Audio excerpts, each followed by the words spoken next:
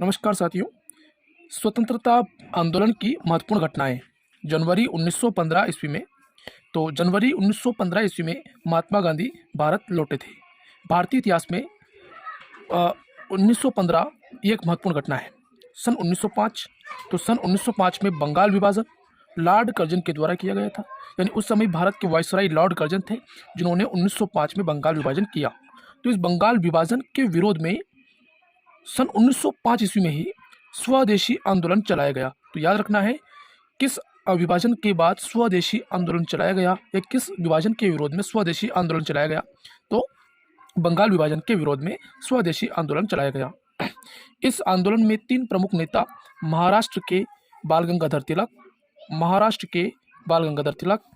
बंगाल के विपिन चंद्र पाल और पंजाब के लाला लाजपत राय उभर कर सामने आए। यानी स्वदेशी आंदोलन में इन 3 प्रमुख नेताओं ने भाग लिया और इन तीनों नेताओं को सम्मिलित रूप से लाल बाल पाल कहा जाता है। तो याद रखना है कि लाल बाल पाल में कौन कौन से नेता आते हैं। तो ये क्वेश्चन कई बार आया है।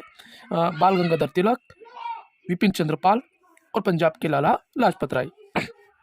फरवरी 1916 ईस्वी, तो यह भी भारतीय इतिहास में एक महत्वपूर्ण घटना है। फरवरी 1916 ईस्वी में बनारस हिंदू विश्वविद्यालय की स्थापना हुई। सन 1917 ईस्वी में बिहार के चंपारण नामक स्थान पर गांधी जी के द्वारा सत्याग्रह आंदोलन चलाया गया।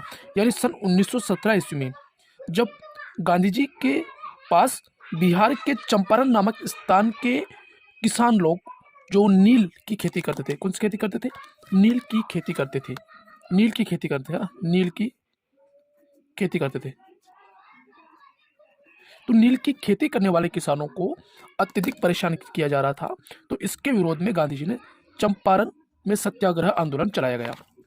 इसके बाद सन 1918 ईस्वी में गुजरात के अहमदाबाद शहर में मिल मजदूरों के संरक्षण या उनके हितों के लिए गांधी जी के द्वारा सत्याग्रह आंदोलन चलाया गया।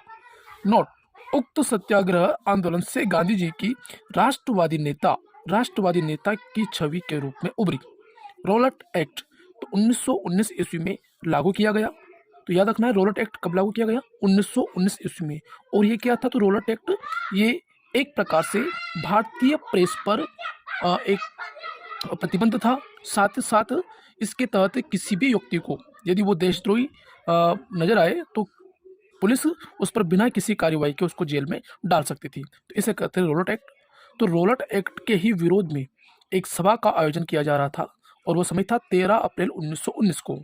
और ये पंजाब के अमृतसर जिले में जलियांवाला बाग हत्याकांड हुआ। यानी इस पंजाब के अमृतसर जिले में जलियांवाला बाग नामक स्थान पर लोग एकत्रित हुए थे जिसमें अंग्रेज ब्रिगेडियर ने निहत्थे लोगों पर गोली चलाई और इस हत्याकांड में 400 से भी अधिक लोग मारे गए। तो याद रखना है कि लगभग 400 से भी अधिक लोग इस हत्याकांड में मारे गए।